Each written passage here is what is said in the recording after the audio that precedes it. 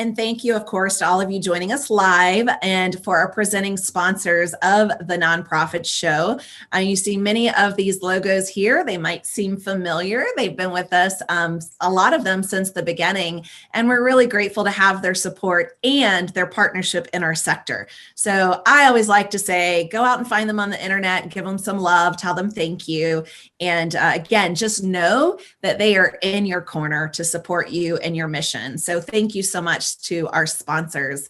And of course, to Julia Patrick, CEO of the American Nonprofit Academy. This was her very wise idea, crazy idea. She picked up the phone and called me in March and said, I have this crazy idea. Will you do this with me? And I'm Jarrett Ransom, the nonprofit nerd, CEO of the Raven Group. And I said yes. Because I didn't know what else to do. We were both right alongside with many of you, thinking, what is happening? What are we doing? How do we navigate this? And, so many of our nonprofit leaders just really didn't know where to go or who to have a conversation with. So, Julia, great idea. Wonderful idea. And as many of you heard in our Chitty Chat session, we have a very fantastic, wise, professional, knowledgeable guest today. I'm so thrilled. I think I found you, Claire, on an article that you had written and had published, I want to say for the Nonprofit Quarterly. But Claire Axelrad is the principal of Clarification, which I love. And I just, for me and my own quirky self as the nonprofit nerd, I just think that is brilliant. So welcome, welcome, welcome, Claire. How are you? Thank you. I'm delighted to be here. I like to say that Claire is not just my name, it's my job. So I try to clarify as much as I can everything that's out there. I love it. Yeah, I love it. And you were saying a little bit earlier that you also have a program or some coursework called Clarification. And we can access that right here on clarification.com. Right. It's called Clarification School. I have a regular newsletter that you can get for free that's every 2 weeks, but that's curated content. If you join Clarification School, you get all of my articles twice a week. You get all my webinars, you get bonuses, you get monthly tips, you get all sorts of stuff. It's just enough to cover my costs. But as I was saying earlier in the Chitty Chat, my motto is, if I know it, I want you to know it. Because life is too short and there are just too many problems out there. And together, I think we can get a lot of them really addressed. Well, Claire, it is amazing to have you with us. As I was witnessing to you in the very beginning, in the business, you're what we call a big get, which means you're, one of those people that when we sat down in the beginning and we're like, okay, who are the stars of our industry that we want to hear from? You're really in one of those top lists. And I think for my piece of it, it's because of this concept. It's philanthropy, not fundraising. And you have this really organic approach and sensible approach, it seems to me, that many of us lose our way with. And we focus in on that fundraising and not philanthropy. So having you with us today is just going to really be transformational for, I think, not only ourselves, but for so many of our viewers. So I want to start off by asking you, you talk a lot about matching passion to your donor's passion. And what does that look like and how do we get there? Okay, so let me start by just saying the difference between philanthropy and fundraising is that fundraising, people hate fundraising. Like if I go talk to a board, and I do this a lot, I say, what's the first thing that comes to your mind when I say the word fundraising? And then I chart it up on an easel, and it's all terrible words. It's like yucky, horrible, embarrassing. It's just bad words. And then I say, okay, what comes to your mind when I say philanthropy? And they say goodness, love, caring, justice, all these good words. And the difference is that fundraising sounds like money. And money is probably still the number one taboo subject in our society. People will talk about religion, sex, politics before they'll talk about money. So you want to get away from that because that's not what it's about. You don't fundraise because you need money. Money does you no good. You fundraise because of some outcome that you're trying to meet. And that is something that your donors care about too. They love that too. Philanthropy literally means from the Greek, love of humanity. So that's where you get to the passion part, because passion is love. Mm-hmm. And so you need to figure out what are the things that we enact, the things that we are passionate about, the values that underlie our mission, and then find out, do those match the donor's passions?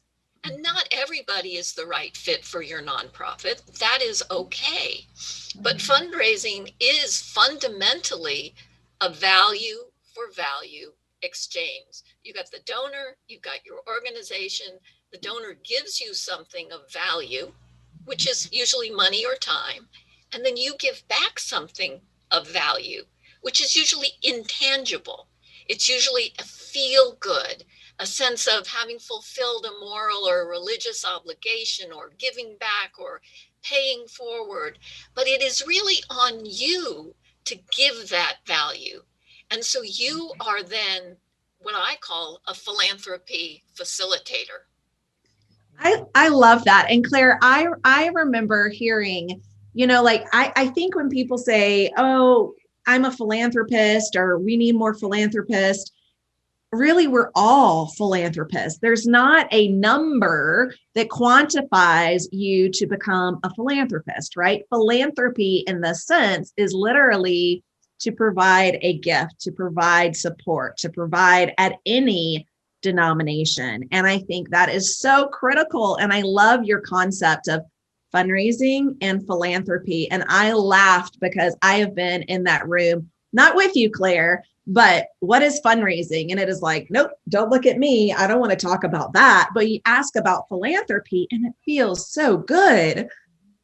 That's right. That's right. And there's MRI studies that they've done that shows when people just contemplate giving, the what is it? The dopamine, they get a shot of dopamine. Like the pleasure centers of their brain light up.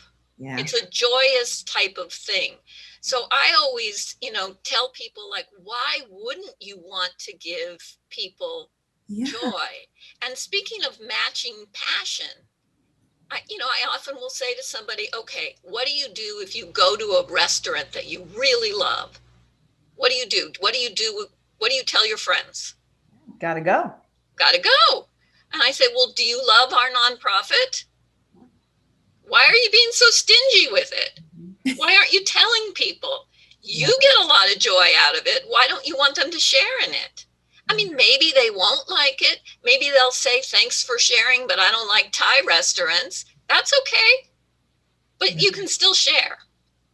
I like I like the path, Claire, that you're taking, because I think that, one of the big crises we have in our sector is this horrible bleed off of development, HR development. I mean, and when I use the word development HR, because I'm talking about leadership, staff, management, it's just a revolving door. And it seems to me that if we could take some of our teams and open the door with the word philanthropy and move them through that process as a team, the burden of that dollars and that fundraising would kind of remove some blinders, if you will, and change the way they work with donors.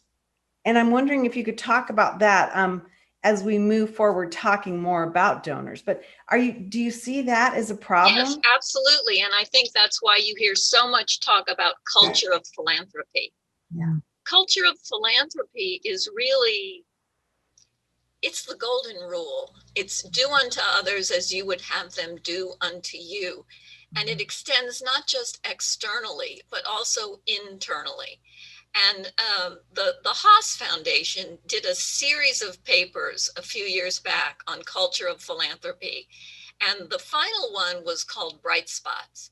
And they basically interviewed a number of nonprofit organizations and found that the ones that really had cultures of philanthropy were the ones where walking in the door was just palpably different.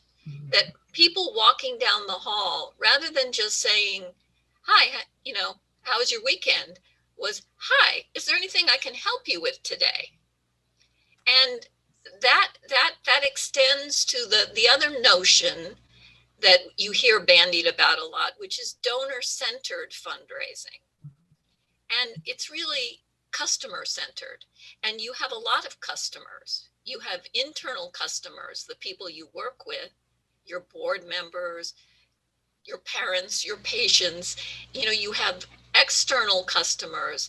And the idea is that ask not what your donors can do for you, but what you can do for your donors. They don't serve you, you serve them. They don't owe you, you owe them. And your job, again, with your donors is to help them experience the joy of giving. With your employees, it's to help them experience the joy of working, the privilege of being, as I said in the chit chat. Martin Luther King's birthday, his 92nd birthday would have been Monday. He challenged us to be part of the struggle, the privilege to struggle for goodness to prevail. And we are privileged to work in this sector. Yes. But, so often the cultures are rather toxic. They're rather Spartan. They're rather starvation mindset, as opposed to culture of abundance, culture of giving. And I think that giving, that coming from a place of giving, is so important. And a lot of times I will do coaching sessions about how do you ask people for money.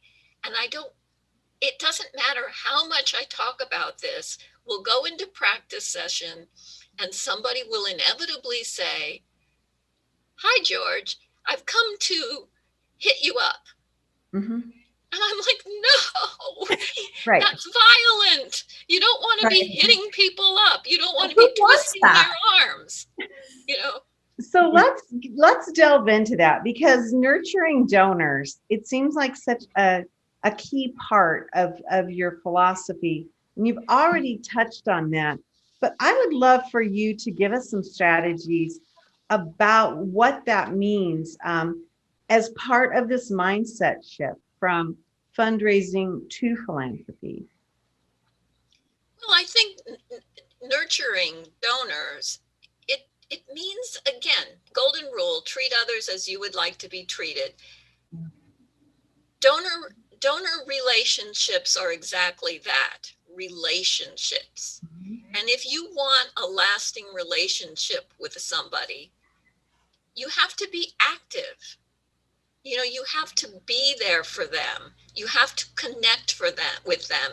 So you don't just ask for a gift, send your one little perfunctory thank you, and then you're done, and then they never hear from you again until you want money.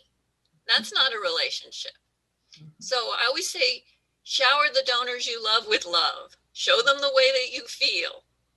And a lot of it goes to, there's a lot of research into gratitude practice.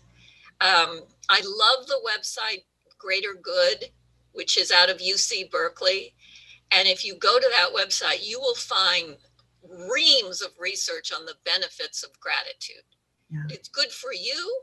It's good for the gratitude recipient. I have one little booklet on my website, 72 ways to show your donors love. Lots of different creative ways, mostly cost almost nothing. Yeah. And it's just like taking the time, like I like to keep a gratitude journal, a donor gratitude journal. And I encourage fundraisers to take time every day to write in their gratitude journal something specific. And it could be about one donor. Like, I'm really grateful to Joe for bringing a coffee cake to our meeting today. But it really personalizes your connection to that donor. And then it causes you to remember, tell them that. Yeah. Or next time you talk to them, say, that thing that you told me at the last meeting, I've really been thinking about it, really meant a lot. Yeah. It's just very human. We've been talking a lot about, in addition to return on relationship, Julia, I'm going to say it, the ROR, return on, relationship. So we talk about return on investment, and now this nurturing your donors really does hit at the core, not hit, that's Violet. Right. But going back to like nurturing and the philanthropy and the gratitude, and that is so important. Next month, if you're not paying attention, is February, right? Can you believe it? We'll be still in Q1, but our second month of 2021. And what happens in February is Valentine's Day. So I would highly recommend, right? Loving on your donors. Start the practice if you don't already have one in practice.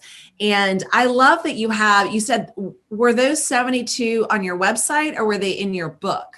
They're in a little booklet that you can get. 72 Great. ways to love your donors. I actually also have an article about how to love your donors on Valentine's Day. Good. Well, what are some of these strategies that you recommend, and what's worked? I mean, some of them are just so simple. Like, get back to when you were a kid. Get some red or purple or pink construction paper. Cut out some hearts. Write, your support means a lot. I love you.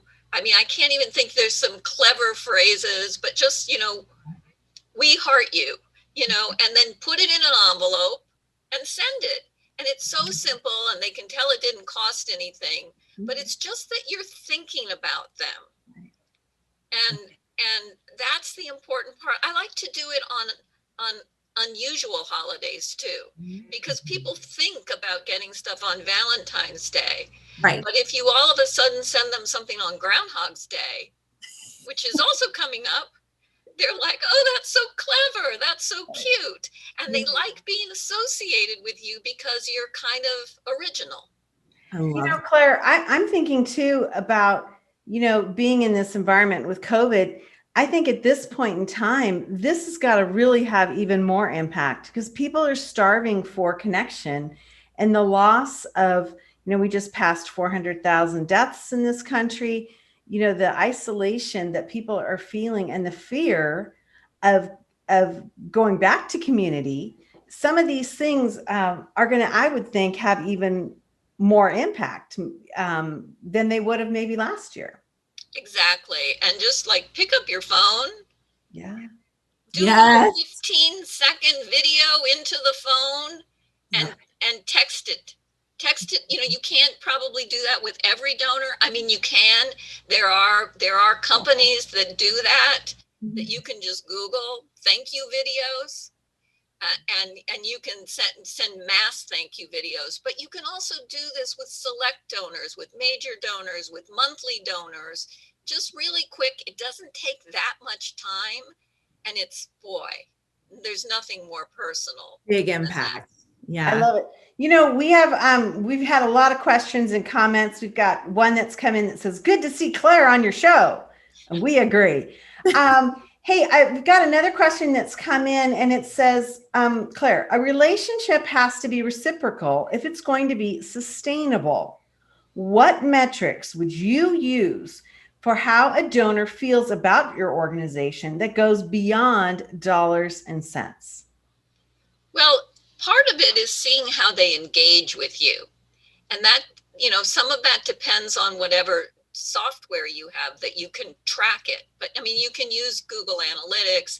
There are many different softwares you can buy to see what pages they're clicking on, what are they doing on social media, what articles are they sharing, and make sure that you make it easy for them to engage with you.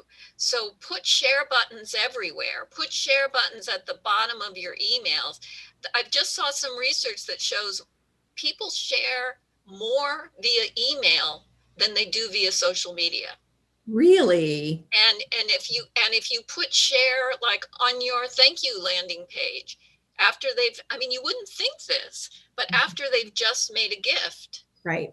people will share that they just made a gift. Right. Yeah.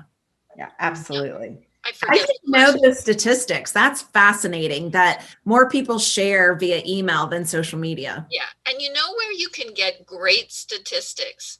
I love to share all the resources out there. And that's why I call it my Clarity Click It. It's every 2 weeks. So if you sign up on Clarification for my newsletter, Okay. I share all sorts of articles, webinars, ebooks, everything free. And there's a company called Next After, which many of you probably have heard of. And what they do is digital fundraising. And with all of their clients, they do A/B tests. And they have compiled all of the A/B tests they've ever done. They're right there on their website for you to see. So if you're a smaller nonprofit that isn't big enough to do A/B tests, you can see what was the difference between a red donate button versus a green donate button, or writing support us versus donate to us, or there's just like millions of things. It's fascinating stuff and really, really practical, useful stuff that if you tweak what you're doing just a little, it can have a big impact on your bottom line. I love it. You know, it's hard to believe, but our time is drawing near. These shows go by so fast. And with somebody like you, Claire, there's just so much I want to suck out of that brain of yours and keep going on. But I want to finish up with something that we saw on your website, giving, not taking. It's such a basic concept, but we seem to be falling down on this. And I'd love for you to kind of remind us and refocus us a little bit on this concept of giving and not taking. Again, I think this is something that I already addressed, this idea that you're not taking something away from people, that you are actually giving them something. And you said earlier that people are love starved. People are also meaning starved. And during this pandemic, I don't think I have ever heard so many people say, I just want to do something, but I don't know what to do. And in the social benefits sector, we are privileged to be in the position where we can actually give people something that brings them meaning and purpose. And that is a lovely thing to do. And it is also a responsibility. It's something that we should be sharing with people. And rather than bringing people down, lifting them up. And if you look at the Maslow hierarchy of needs, you know, once people's survival needs are taken care of, which of course is a very big deal right now, as you move up the pyramid, people want community. They want meaning. They want purpose. They want identification. They want to be able to say, I'm a Greenpeace supporter. You know, I'm a social justice warrior. And that's an affiliation that you can give them. Amazing. I think that it's just so inspiring to hear you speak. You make it, for me, very achievable, but very logical, yet with a lot of foundational theory that will help us understand why we need to navigate our organizations this way. It's been fabulous to have you on, Claire. I want to put up your contact information once again. Claire's website is action-packed. Let me tell you, there are a lot of things going on. She's super active across the landscape of the nonprofit world. And so this is really a thought leader to be following. And we have just been so delighted, Claire, to get you on an episode of the Nonprofit Show. It's been amazing. I've really enjoyed it. So thank you. Thank you. Thank you. It's been a pleasure to be here. And I would encourage everyone listening today, think of one person that you can give a warm glow to and tell them something that they did that made you feel good. And you will feel good every day if it's the little things where then someone said, oh, you just made my day. Think of how you can make somebody's day. If you do that every day, it will transform how you approach your work. Challenge accepted, Claire. I'm all over it. I'll start by witnessing. I'm Julia Patrick, CEO of the American Nonprofit Academy. The nonprofit nerd herself has made my day by joining us here on another episode of the Nonprofit Show. It's been another great episode. We've been so excited to share this time with Claire Axelrad. And tomorrow is going to be another great show, because tomorrow, what is it, Jarrett? Friday, Ask and Answered. Friday, Ask and Answer questions. Yeah, I mean, some more great questions. And so join us tomorrow as we get into kind of questions that come from all over I used to say the country, but they really come from all over the world. People that we reflect on and give our feedback. We don't always agree, which is kind of fun. Jarrett and I have, and this is a clutch your pearls moment, Jarrett and I have about a 20-year age difference. You look so damn good. Our pearls were on yesterday. I know, that's true. Yesterday. In honor of the inauguration, we were all wearing our pearls, and that was a clutch to your pearls moment for sure. Hey, I want to make sure that we do shout out our love and support, our appreciation for the support of our presenting sponsors. Without you, we would not have dynamic national discussions as we had today with our guests. So again, thank you very, very much. And as we end every show, we want to remind everyone to stay well so you can do well. Thank you so much. We're going to see you back here tomorrow. Thank you, Claire. This is wonderful. Claire.